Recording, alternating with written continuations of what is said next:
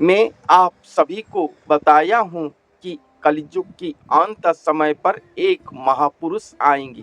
उनके शरीर पर स्वयं भगवान महावतरण करेंगे और उन्हीं के घट या शरीर पर निवास करेंगे। तो वो महापुरुष और स्वयं भगवान के विषय पर एक चमत्कार अध्याय वर्णन करे हैं संत भीम भोई जी ने अपने स्तुति चिंतामणि पुस्तक के पेज नंबर 70, 71 और 72 पर। उनके अंदर संपर्क कैसा रहा होगा, कैसे वो धरती पर एक अंग में रहे होंगे, ये सभी बात अति चमत्कार के ढंग से वर्णन करे हैं। ये वर्णन जरूर ही कल्कि रसामृत को पान करने वाले भक्तों को जरूर ही आनंद देगा, ये मैं समझता हूँ। तो चलिए शुरू करते हैं। क्या लिखे हैं कि घट भेद कथा जीवन विधाता एक अंग हेले जाई। एक ही वो महापुरुष के घट या शरीर को जो विधाता आकर भेद करे हैं, शून्य शरीर पर आकर भेद करे हैं, भेद करके एक अंग हो गए।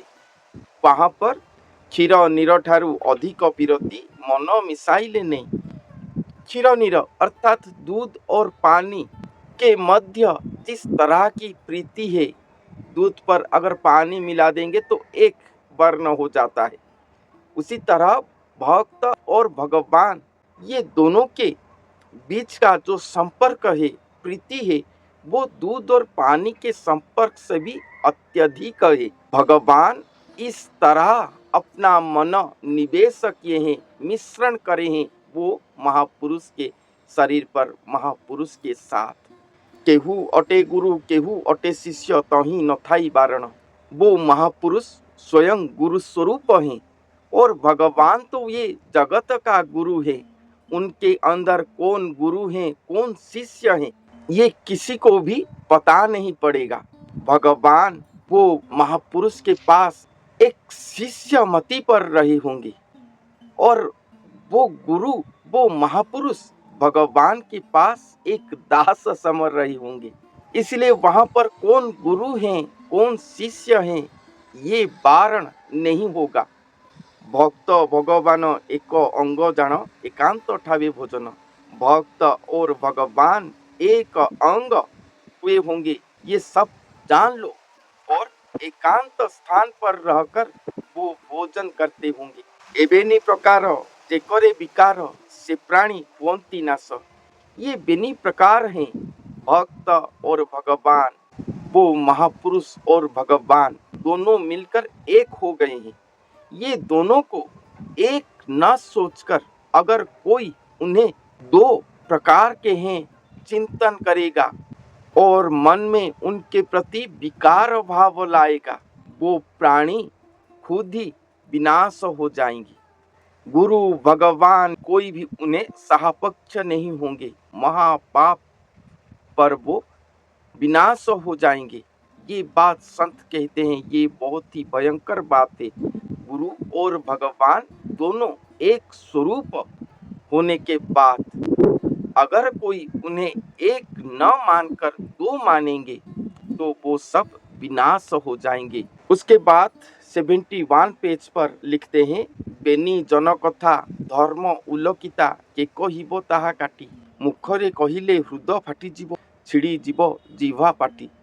ये बेनी जनों की बात को छोड़कर और कोई भी धर्म की बात अगर कोई कहेगा, शास्त्र वाणी कोई कहेगा, तो उसका मुख हृदय फट जाएगा और जीवा पाटी खंड खंड हो जाएगा, क्योंकि वो दोनों एक ही होंगे। इसको वर्णन करते हुए महापुरुष ने लिखे हैं, नुहंती से गुरु नुहंती से शिष्य नाही शांत सेवक। वो दो जो मिलकर एक हुए हैं, उनके अंदर कौन गुरु कौन शिष्य है, वो कोई गुरु नहीं है कि वो कोई शिष्य नहीं है।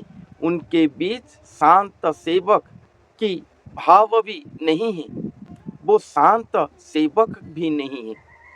नुहंती ब्राह्मण नुहंती चंडाल नुहंती से बड़ लोक।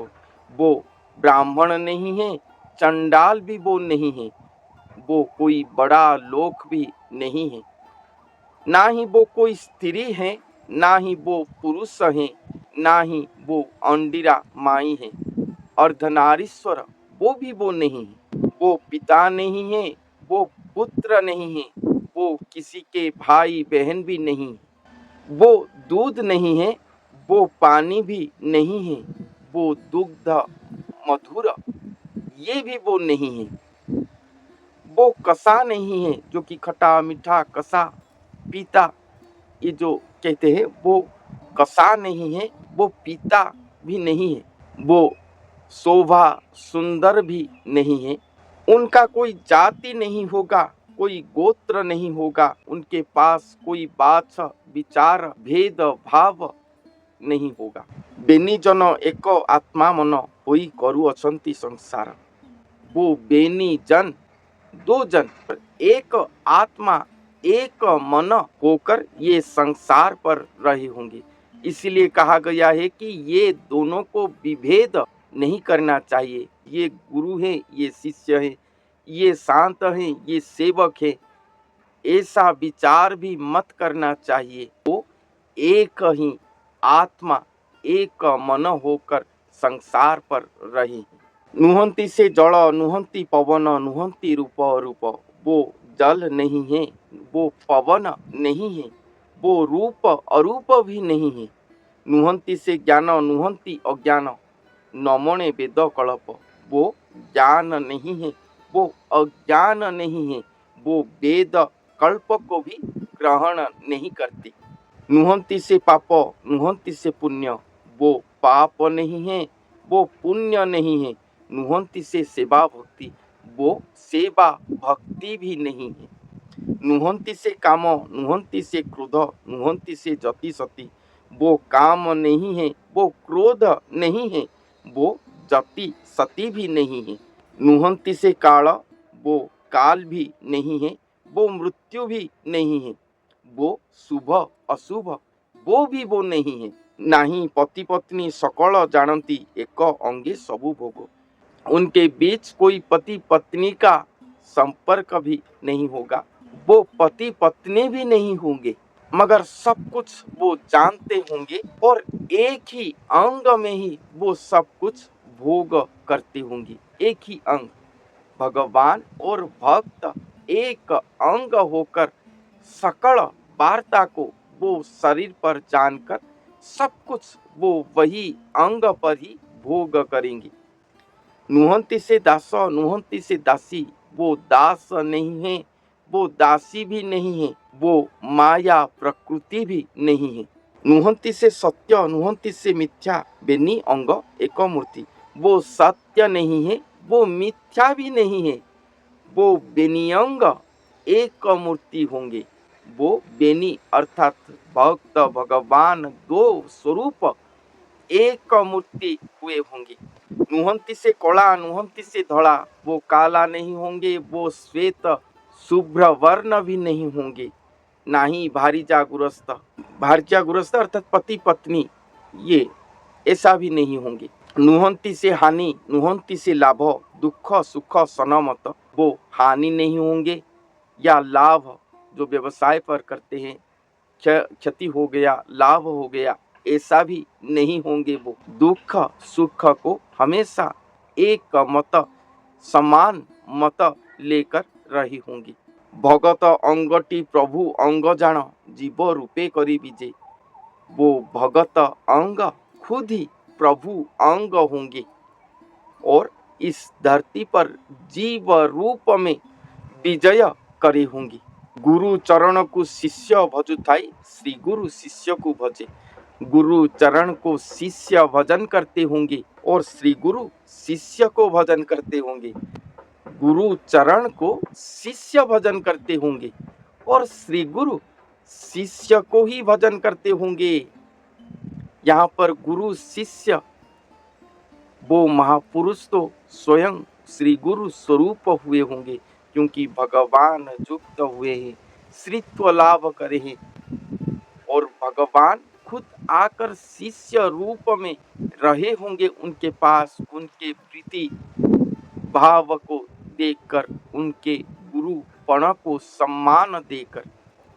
इसलिए कहा गया है कि गुरु को शिष्य भजन करते होंगे, भगवान आकर वो महापुरुष को भजन करते होंगे और वो महापुरुष स्वयं भगवान को पाकर श्री गुरु होकर भी शिष्य को ही हमेशा भजन करते होंगे, अर्थात वो भगवान को भजन करते होंगे। भगवान भक्त को भजन करते हैं और भक्त भगवान को भजन करते हैं।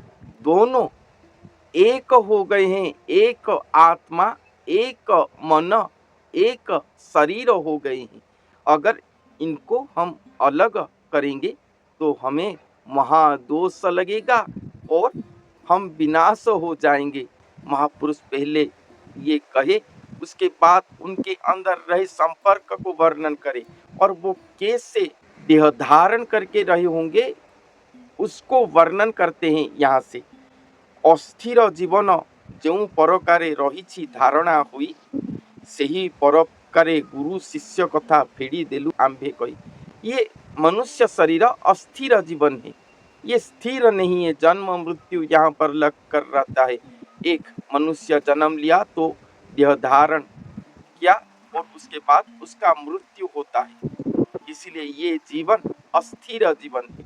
ये अस्थिर जीवन जिस तरह से धारणा युक्त होकर रहा है इस धरती पर, उसी प्रकार एक शरीर में गुरु शिष्य या भक्त भगवान एक होकर रहे हैं। कैसे रहे होंगे संत यहाँ पर वर्णन कर रहे हैं। जीवने जैसने पंचभूत मन आवरी रही जड़ी, सही परकारे ब्रह्मांड भितरे गुरु शिष्यों को न छाड़ी।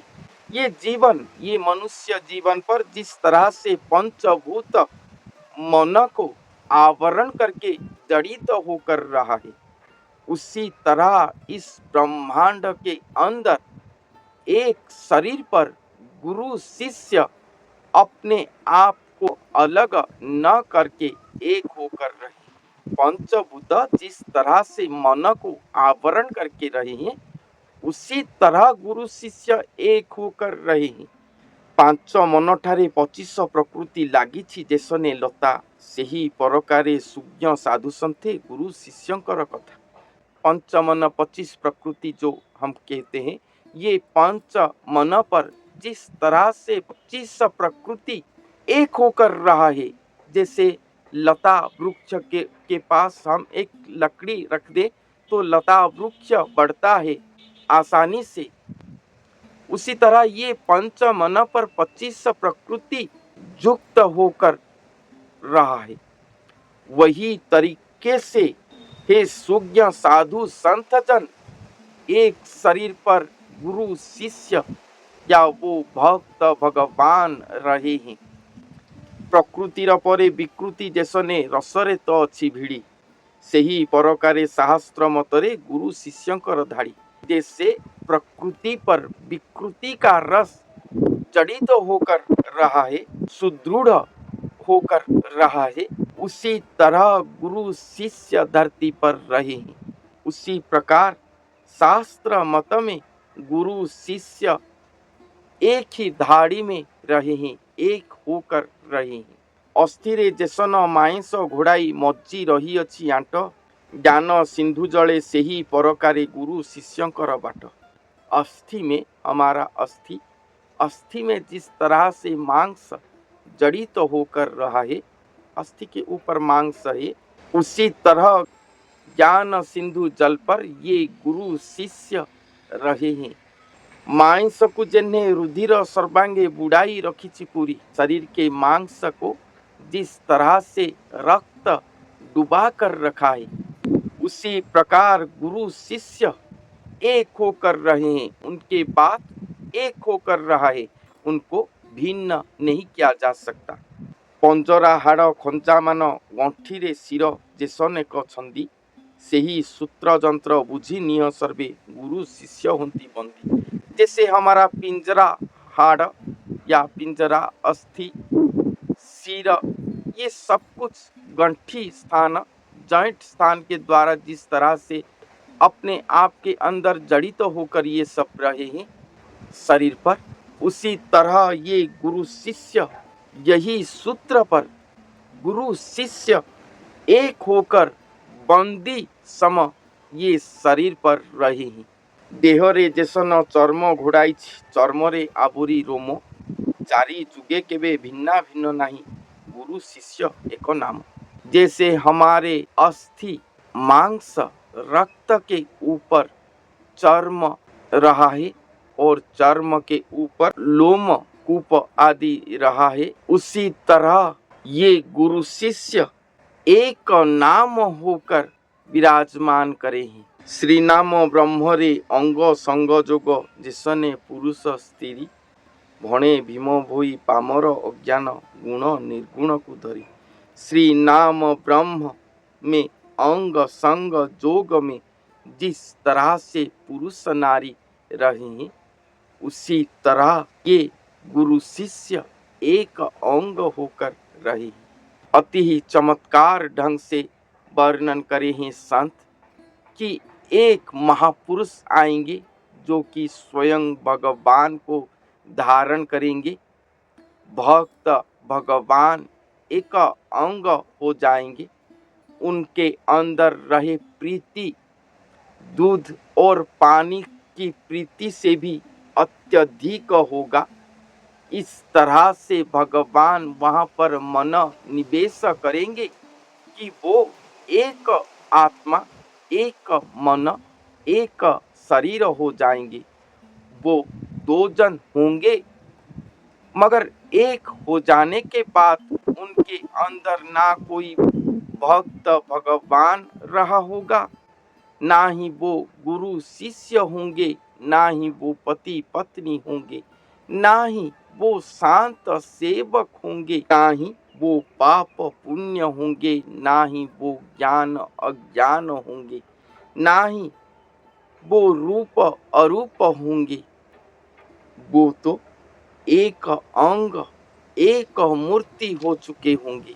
जैसे शरीर पर पंचभूत मन को आवरण करके रहते हैं, जैसे पंच मन में 25 प्रकृति रहता है, जैसे प्रकृति पर विकृति का रस रहता है, जैसे अस्थि के ऊपर मांस रहता है, और ये मांस जिस तरह से रक्त पर डूब कर रहता है, पिंजरा अस्थि सहित सिर आदि एक शरीर पर जिस तरह से खंजित होकर एक होकर रहता है, अपने अपने अंदर खंजित होकर एक होकर रहता है, जिस तरह से चर्म पूरे शरीर के ऊपर विस्तृत होकर रहता है, उसी तरह ये भक्त भगवान या वो गुरु शिष्य एक होकर रही होंगे। दोनों को ही भजन करते होंगे। वो महापुरुष स्वयं भगवान को भजन करते होंगे, तो स्वयं भगवान वो महापुरुष को भजन करते होंगे। उसी तरह वो एक हो गए होंगे। ऐसे महाचमत्कार, महाअलौकिकमय महालीला होगा धरती पर, जो कि चारों युग पर नहीं हुआ था, ना कभी आगे होगा। इसे वर्णन करना इतना सहज नहीं है। अगर कहीं पर वर्णन करते हुए मुझसे कुछ भूल हो गया हो, तो मैं वो महापुरुष के चरण में क्षमा प्रार्थना करता हूँ। तो आज के लिए इतना ही। धन्यवाद।